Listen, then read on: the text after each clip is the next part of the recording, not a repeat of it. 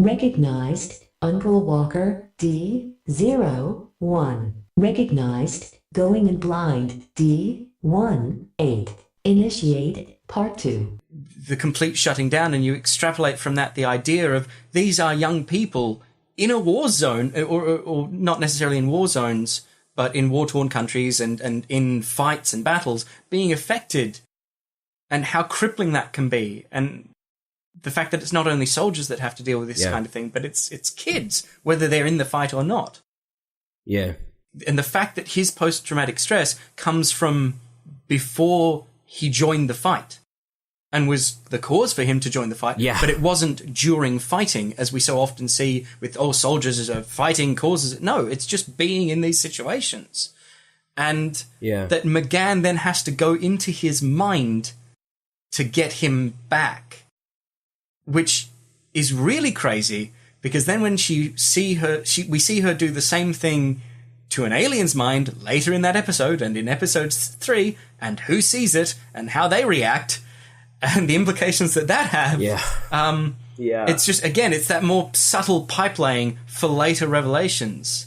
And I say subtle because in this episode, like going back and rewatching it, it's 3 words and a look from Connor.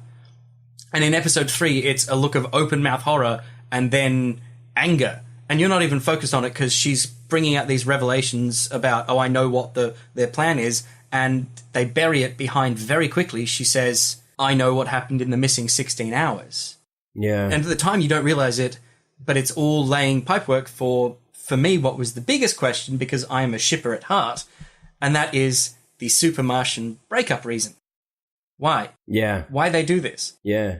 And again, we get that it could have been an episode all to itself, but instead they choose to have the episode be about Artemis and her debt, because it's episode 7, which was depths. Right. And the fact that they they couch these moments in much bigger moments. So for those of you who have the questions, you get the answer, and then the show moves on to other things. But you don't. Yeah. Like 7 minutes into the episode with Artemis and her dying, we get an answer to that question. And the fact that it's taken them 7 episodes to get to that answer with a couple of sort of, he's not happy. You can see that he doesn't like the way she's using her powers. But up to that point, I'm still thinking, he's just whiny. Yeah. The breakup was his idea, we find out, and he disapproves. And they finally have that conversation when they're alone in her ship. And that's at the 7-minute mark. And so that's all fine. That's great. I'm on board with that. Until we get to the 8-minute mark, where everything goes horrible and scary, and I feel sad. Yeah. Because we find out she tampered with his mind. Yeah. And the way he says, how could you think I wouldn't recognize your touch inside my mind? Right. And the way he says it, and the fact that we're close up on him and far on her, and then we get her reaction, and I had to pause again. And in 2 minutes, we go from thinking there's an argument about how to deal with enemy combatants and the different moralities about what is and isn't acceptable in war, to the revelation, ultimately, that Baby Soups ended what was becoming an abusive relationship, basically. Yeah. Because she was taking gaslighting to an entirely different level. Yeah. Yeah, I wrote that down. She's using her psychic powers to literally gaslight him. Like, she makes him doubt her memory. It makes him doubt his memories, sorry. And that invasion, we know from back in season 1 what that kind of invasion means to him, and reducing him to a means to her ends. And so all of a sudden we go from 6 episodes of he's petulant and whiny and she's a bit too killing for his liking. Why can't they just kiss and make up? I want them to love each other. They still clearly care for each other. Hugs and kisses and hugs and kisses. To, at this point, she's an abuser. Whether she means to or not, that's what she's become. And at that point, I honestly don't know that I can forgive her, never mind him forgiving her. Yeah. And the way that it's handled, the hurt he's still feeling, because of course he is. And one thing I noticed on rewatching it for this discussion, they have this hum of the engine in the background. And then throughout the conversation, as the realization and revelations come out, the engine sound, that hum, starts blending with this super subtle music and takes on a really sorrowful tone. Oh, interesting. Which just drives through this pain that he's feeling, and the imagery of her steering the ship from this position of strength, sitting there, 2 hands on the balls, from basically a throne of righteousness. And he's sitting in front of her, down, lower than her, saddened and dejected in this moment, accepting that he wasn't enough to stop her, to save her from herself, to fix her, and that he couldn't stop that. And those kind of thoughts and the way he expresses them of, I can't fix her, I tried, I did everything I could to make her better.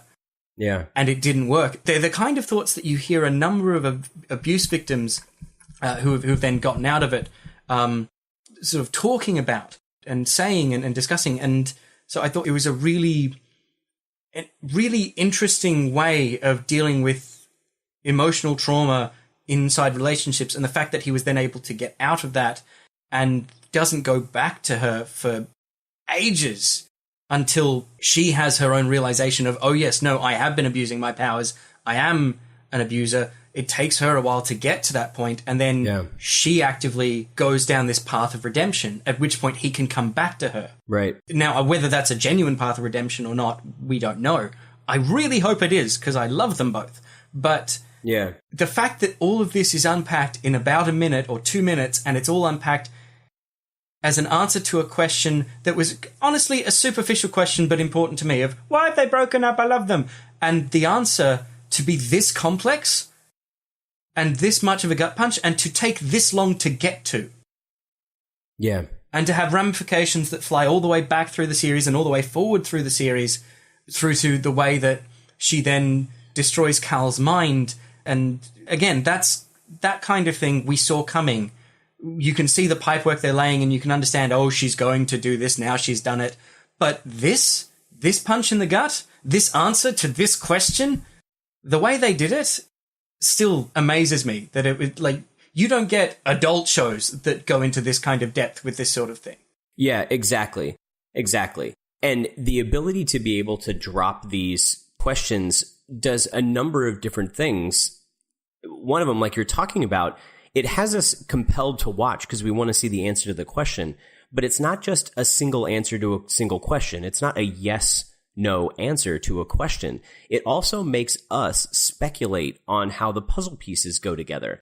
So talking about the moment in which Beast Boy and Miss Martian run into Aqualad on the, I can't remember if they were on a base or if they were on the Manta sub, but when he comes around the corner and you see her and you see the look on her face and her eyes start to glow, and before it even happens, you are horrified because you can see it coming, even though it's only a split second between we see her come around the corner or see him come around the corner and her frying his brain. You feel that. You can see it coming seconds before she does, because it's something completely unrelated, right? The things that led up to us being horrified by this dynamic between Miss Martian and Calder has nothing to do with Miss Martian and Calder, right? The things that led up to that moment were other things. There were clues and pipes, as you say, laid in relationships between her and other villains, and between her and Superboy, and between, her and previous seasons of things that she was doing and couldn't manage, and Failsafe, the episode Failsafe, and like all of these things are all laid so that we get to put those pieces together ourselves. They are not telling us a story. We are getting to experience the story and take that emotional roller coaster because they have compelled us to ask the questions, right? And try to put those pieces together. This show continues to be mind-blowing. And as you keep rewatching it, as you specifically keep rewatching it and or continue listening to our show, hopefully you'll see the more and more and more and more and more layers of ridiculousness that has gone into the thought process behind these. As you say, even single hero stories like Arrow don't put this much time, effort, and depth in the world in which the story is being told. And the fact that because it's animated, every single frame and reaction has that thought behind it. It has to have it. These can't be spontaneous actor visualizations that they're doing in a moment. They could be the voice actors maybe putting a tone on something that the animators, now interpret in a particular way. In War, that AMV that you were watching this morning, War, they do some great cuts of the relationship between Roy and Oliver. And the scene where you hear Crispin Freeman's voice change from that angry Roy we're used to, where he says, there's like a pause, and then Roy says, "It may not have been clear, but I don't feel that way. I don't feel that you're a failure. You're a good man, Ollie." And you hear that tone and that change, and Crispin Freeman's skills as a voice actor to be able to deliver those lines appropriately likely fed into how they changed, like relaxed his face in the animation and scrunched his eyebrows and those kinds of things. But all of the things that are happening in the background, particularly things like you're talking about, the music and the sound blending with the hum of the bioship, I'm going to have to rewatch that scene just to see that, to experience that, and affecting us in ways that we don't realize until we go back and analyze, or start a podcast and start talking about it. Yes, or focus your life on vision impairment and realize that there's a whole world of things out there that you hadn't even considered. And yeah. If it's doing its job, sound isn't being paid attention to. If it's working, you don't notice it's there. Yeah. And one thing I've noticed in Young Justice is you don't notice it's there, but it's there. Yeah. That's a fantastic point. I have heard cinematographers in movies say, if you notice my work, I am not doing my job appropriately. And I know writers have also said similar things. Like, if it looks easy, if I've made you reading the story look like it was easy to write, then I've done my job. Because it wasn't. It was nightmarish. But if everything looks like they make sense, and one step obviously leads to the next step, obviously leads to the next step, obviously leads to the conclusion, then I've worked my butt off to make it look that way. And we see aspects of that not working in other shows, but the fact that in Young Justice you get that. You get these big questions thrown up at the beginning of season 2 or wherever else you personally may find them. Certainly a lot of mine came at the beginning of season 2. And going from that to giving us these answers and bringing them out in places that make sense. Right. And in ways that we wouldn't necessarily have realized that they were there. And like I said, a lot of these ones that we've been talking about today, the answer turns up in about a minute of TV show, and then the ramifications of it are felt back and forward from that point. Right. So unlike some of those bigger ones like The Death of Artemis, where you're only really dealing with it in that one episode of, oh, wait, she died, and then we flash back and we go through it, these are smaller, subtler answers to questions that we had that really, while their on-screen time is very short, the reaction they instill in us and what we then take going forward into the rest of the series has enormous impact. It's as if, I was thinking earlier while you were talking, it's as if almost every scene in Young Justice, or so many of their scenes, are all in media res. Yeah. So everything starts, so like the original Star Wars A New Hope, where you're dropped into this crazy star battle nuts stuff, and that gets you asking questions. What's happening? Who are these people? Why are they upset? Who's this princess they're talking about? Blah, blah, blah, blah, blah. You're asking questions. But it doesn't have to be that blatant. It can also be, you're now in media res with the 5-year jump, but there are times when I feel in media res in an emotional moment. Something is happening to characters that I care about, or something is happening to characters I've never met. Like, there's something happening. What is happening? That's the first question. There's a pretty common thing that happens as feedback for new writers. A new writer who's writing a novel, it's pretty common for an editor or someone giving feedback saying, get rid of the first 4 chapters. Your story starts in chapter 5. Oh, especially if it's a fantasy story, because inevitably the first 2 chapters are, the world of Dooble-Doo is a giant world and has 7 cities and 47 continents and 3 children and... Right. you've built this world and you're really excited about sharing the world. Right. So what do? You just share the world. Right. But a lot of, when they say you start in chapter 5, the story starts in chapter 5, it's because we don't need that world building at the start. We need you to give us good, interesting, impactful storytelling and then build the world around that. Right. And that's something they do not just with world building, but across the board with story building, with character building. They always make you feel like you've just walked into a room and things are happening. Yeah. And you'll get that context when it's important to get that context. Yes. But for now, you're just engrossed in the story.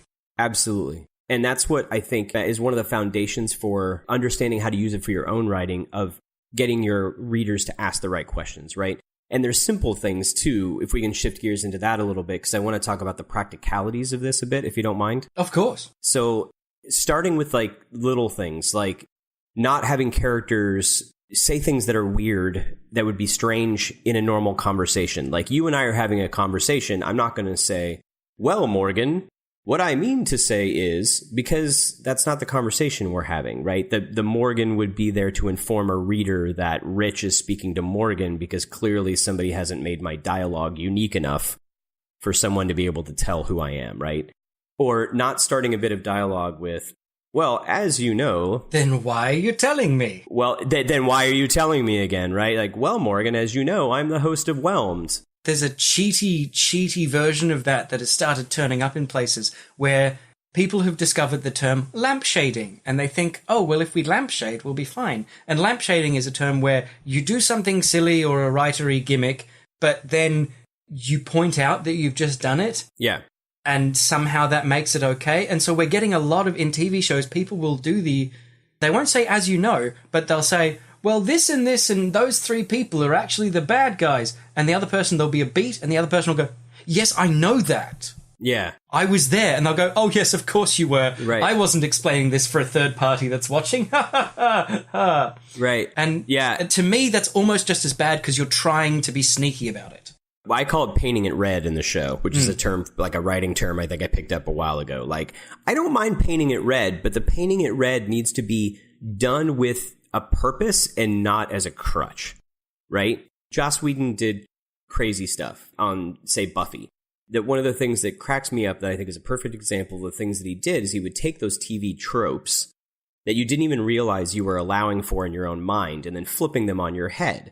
There's a scene where they're all standing around in a mausoleum and they're waiting for a bad guy or some terrible thing to happen. It doesn't happen and they all leave. You're laughing. Do you know what scene I'm talking about? I don't, but it sounds so familiar. Okay, so they all leave and Giles is by himself in this mausoleum and he's like, yeah, I guess they're all right. I should leave. So he walks out the door. Then the bad guy immediately walks in stage right and starts monologuing. Little do you know, I don't know what he said, but he's like, little do you know, Giles, that I am setting up this great thing. And then Giles walks back in and he's like, is there somebody in here? Talking? Because, and in your head, you're like, oh my God, that's hilarious. Because in your head, it's TV. You expect someone to walk in off scene and start monologuing. But he takes that trope and puts it and turns it on its head. He's like, yes, I know I'm monologuing, and I'm not only going to point out that I'm monologuing, I am going to pull the whole thing. And then Giles runs in and immediately punches the guy in the face. He folds it into that story. It can be okay, but it's not an excuse. It can't be used as an excuse to say, well, I can't think of anything better to do. I'm going to just do this. And it certainly shouldn't be used for exposition, for information. If you're using it for comedic effect like that, yeah, that's fantastic, or for continuing story forward. But when it goes bad for me is when you're using it to move the story back and fill us in on stuff that characters already know. Absolutely. And if you're going to be doing that, put another character in there that is the cipher for the audience so that characters have to explain what went on for that third wheel. Yeah. It's still just as gimmicky, but it makes more sense for the structure of your story. If you can, don't do exposition, basically. Yeah. But if you have to go the exposition route, at least give us a character that is the cipher for the audience. Otherwise, you are just painting it red or lampshading. In a negative way, you're doing it for not the right reasons. You're not doing it for moving the story forward or for comic effect. You're doing it to tell us stuff people already know that we're not privy to. And right. And it'd be interesting to go and see how often Young Justice does that, because I bet money on the fact that they do it for story, for character, and not for going back and filling us in on those sorts of details. Right. Because they use heartfelt conversations between two characters or interesting discussions between characters to fill in those blanks. Yes. For instance, like in episode 2, we get a lot of why Connor broke up with Megan, and it comes from him having a discussion with an alien on an alien planet. It doesn't come from him talking to one of the team about this thing. Yeah. Or bringing it up with her. He's explaining it to someone who is different, who has noticed these subtle cues that both characters are throwing out and is calling into question on it. Yeah, absolutely. You can take so many of these scenes and break them down. Superboy is not going to want to talk to anyone on the team. That's the whole point. And because of the fact that what's happening and him not wanting to do that makes it even more painful for us to watch him go through it, because he's not telling them, because he's kind of protecting Megan, but he probably also feels guilty about all the things. Like, there's so many layers in it.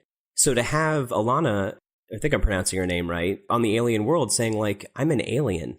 Like, we have nothing else to do except wait right now, and you literally won't ever see me again. So it gives him the opportunity to have this conversation, which he probably desperately wants to have with someone. And it gives us tons of information. So I talk about my holy trinity of things that a scene needs to do, right? Give information, develop character, or move the plot forward. And if a scene can do 2, if not all 3 of those things in one tight scene, you're nailing it. If it's just doing one of those 3 things, it's going to feel flat. In that scene where he's talking to her, we learn all kinds of stuff. Yeah. He's not aging externally.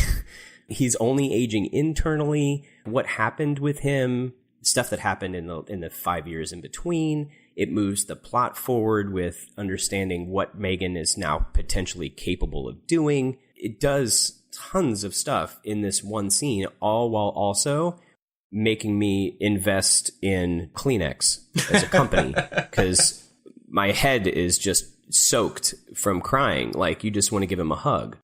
And taking those tropes and turning them on their head, like you were saying, like, we're looking at him going, okay, he's still being angsty teen guy. Oh, no, he's not being angsty teen guy. This is a perfectly reasonable thing to be upset about.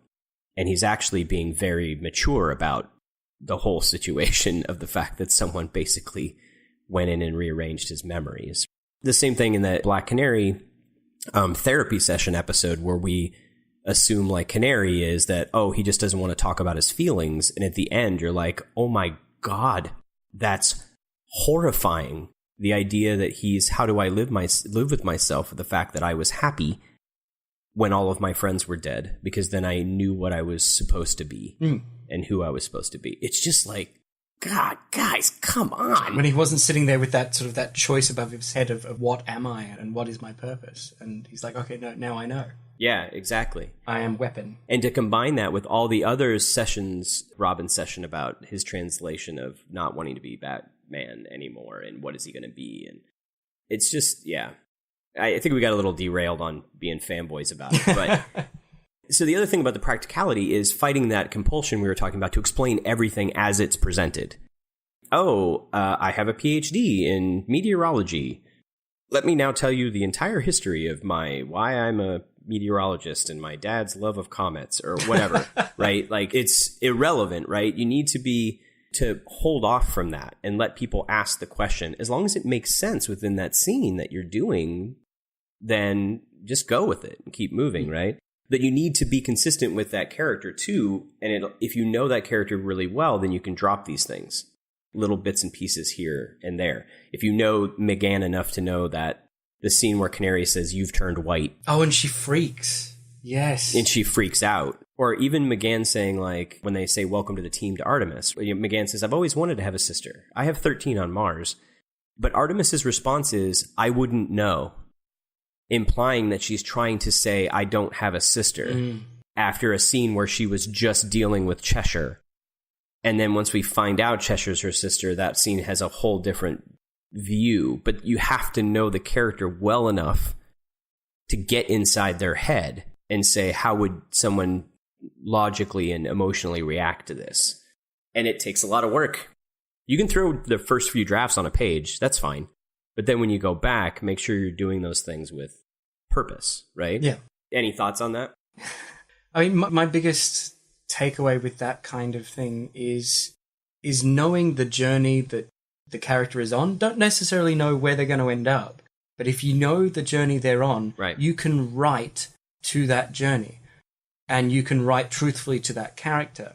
And then if you're posing these questions, you can be firm in the knowledge that you're going to be answering them at some point in a good way. So when you get something like, I've always wanted a sister, I wouldn't know, at the moment, you're like, oh, okay, yep.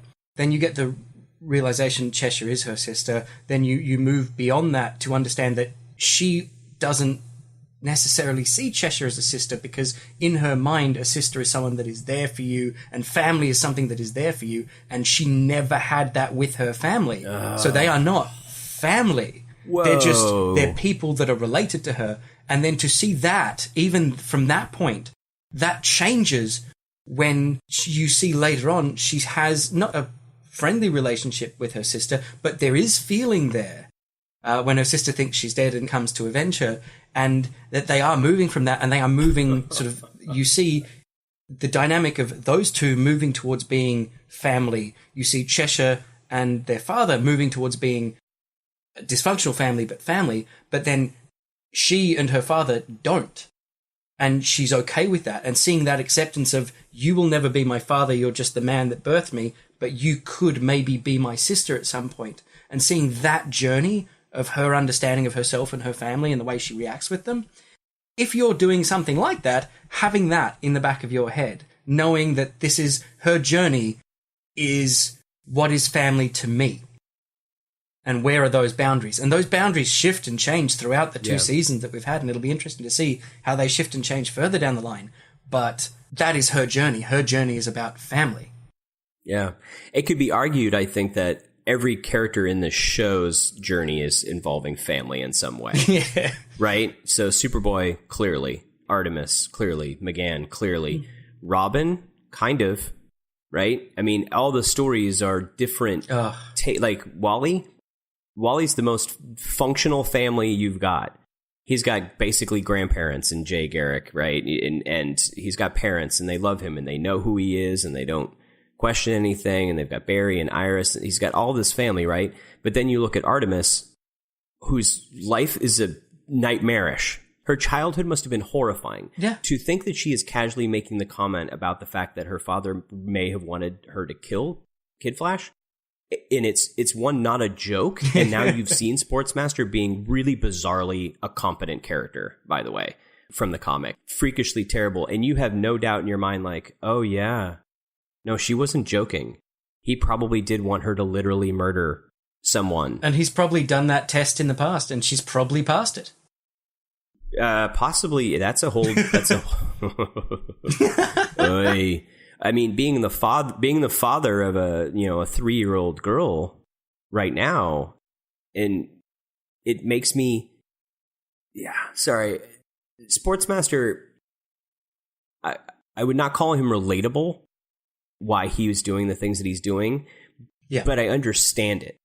And I think all of the villains are the same way. When we're talking about asking the right questions, in my head right now, I'm looking at all of the villains, and there are very few villains am I looking at saying, why are they doing this? And not feeling like I understood the answer. I don't agree with Lex's methods. I don't agree with Vandal Savage's methods, but I understand what he's saying.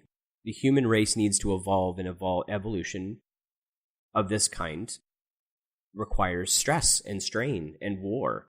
As much as I despise war personally, I can't argue with the fact that in World War II, we said we're going to create 50,000 planes for the war, and we made 100,000 planes for the war, and it changed seeing what human nature can do. It's this horrifying duality of human nature that happens. And though I don't agree with Vandal taking it to this extreme that he's taking it, it's not a completely ungraspable idea. Oh, God, yeah. Does that make sense? And with Sportsmaster, it's the same way. Like, I don't think he loves his children the way that I love my daughter, or that we see love differently, but his belief in the world is to survive, you need to have these skills, and I am going to instill these in you no matter how horrible it sounds, because I want you to survive.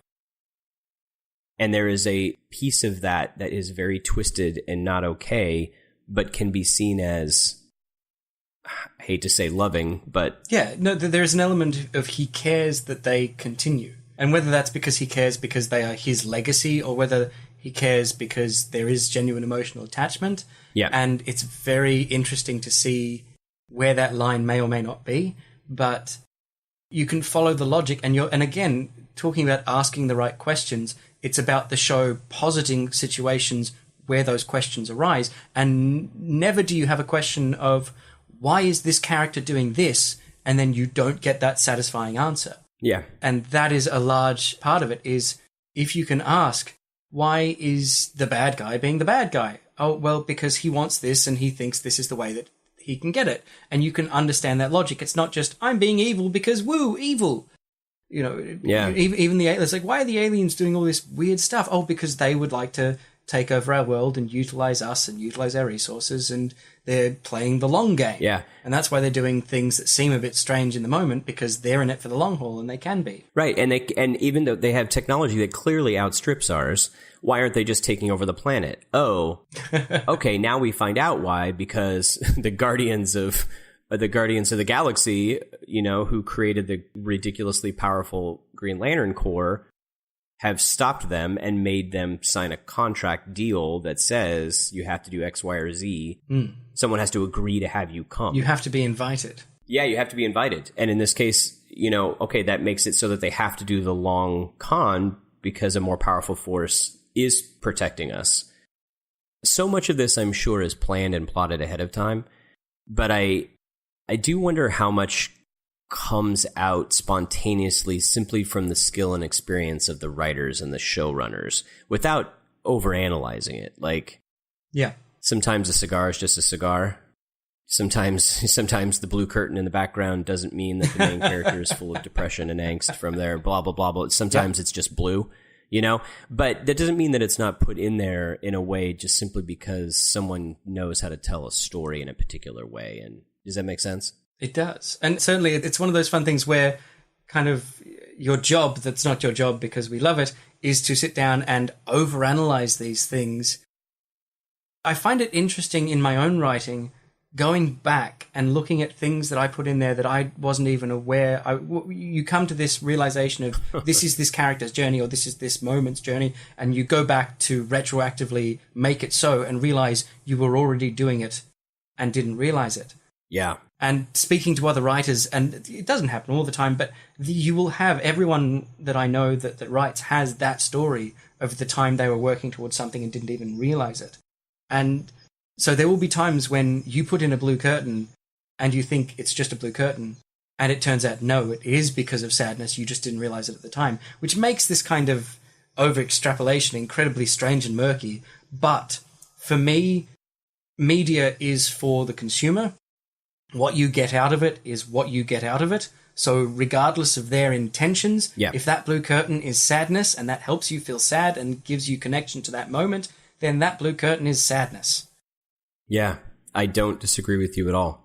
Gosh, we went all over the place, which I knew was going to happen because I've heard you on other podcasts. Yes. And I've also heard the fabulous Neil, who also edits some of our episodes, talk about how your bromance started and you just couldn't stop talking for hours and hours. And I knew that was going to be the case when we sat down to start chatting.